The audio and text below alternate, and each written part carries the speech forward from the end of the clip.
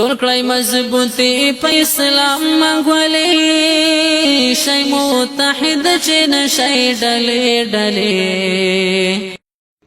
مسلم کې حدیث دی، صحیح مسلم کې، چې د نبی علیہ السلام په زمانہ کې او د ابوبکر رضی الله عنه په زمانہ کې او د عمر رضی الله عنه د خلافت په اولنو کلونو کې چې چا بدرې طلاق ورکړیو نو دا بوله نبی علیہ السلام ابوبکر عمر دا په یو ګرځول، درې بوله په یو بدلول. او د دې اصل وجه دا ده چې قرآن کې الله ترتیب ذکر کړي، الطلاق مرتان، یو طلاق به ورکې بیا به بل ورکې او بیا وروسته الله دریم طلاق ویلی. دا درې طلاق په یو ځل ورکول دې ته بدعي طلاق وي، بدعت چې ورته وي، او په بدعاتو باندې شرعي احکام نه ثابتېږي. بیا چې کله د عمر رضی الله عنه دور د خلافت شو نو خلکو طلاق څه ټوکې شروع کړي، نو ایسته عمر رضی الله عنه په درې واړه نافذ کړه. امام ابن قیم رحمه الله اغاثه کې د عمر رضی الله عنه قول ذکر کړي چې بیا عمر ویل زه په هیڅ شي دونه نیمه خپه لکه په دې کار چې خپه یم چې زما څه کار و چې ما درې طلاق یو واقع کول.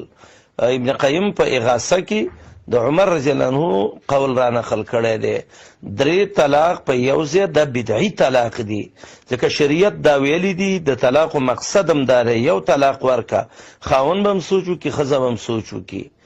دویم طلاق ورکه بیا به یو میاشت سوچ وکړي، کیدای شي رجوع وکړي، لا تدري لعل الله يحدث بعد ذلك امرا.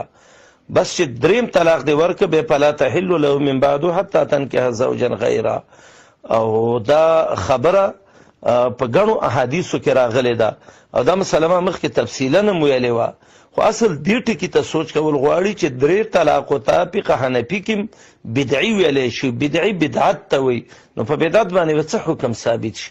د طلاقو طریقه طلاق یو شرعي حکم دی، قرآني طریقه ذکر کړې ده چې الطلاق مرتان، یو ځل طلاق به ورکې، مرتن بعد مره، بیا به میاشت بعد بیا ورکوله او بیا به د هغې نه وروسته په دویمه میاشت چې بل طلاق، په دریمه بل طلاق. او بدعي طلاقو باندې احکام نه واقع کیږي. بل په دې طلاقو محمد رسول الله ډېر ښه پوی ده، د الله نبي به درې طلاق یو ګرځول، ابوبکر به درې طلاق یو ګرځول، عمر اول 2 کاله د خلافت کې درې طلاق یو ګرځولیو، بیا درې واړه نافذ کړو، خو بیا عمر وایي زه په دې سخت خفه یم. او دا ډېره تفصیلي مسله ده، ما مفصله ویلې ده.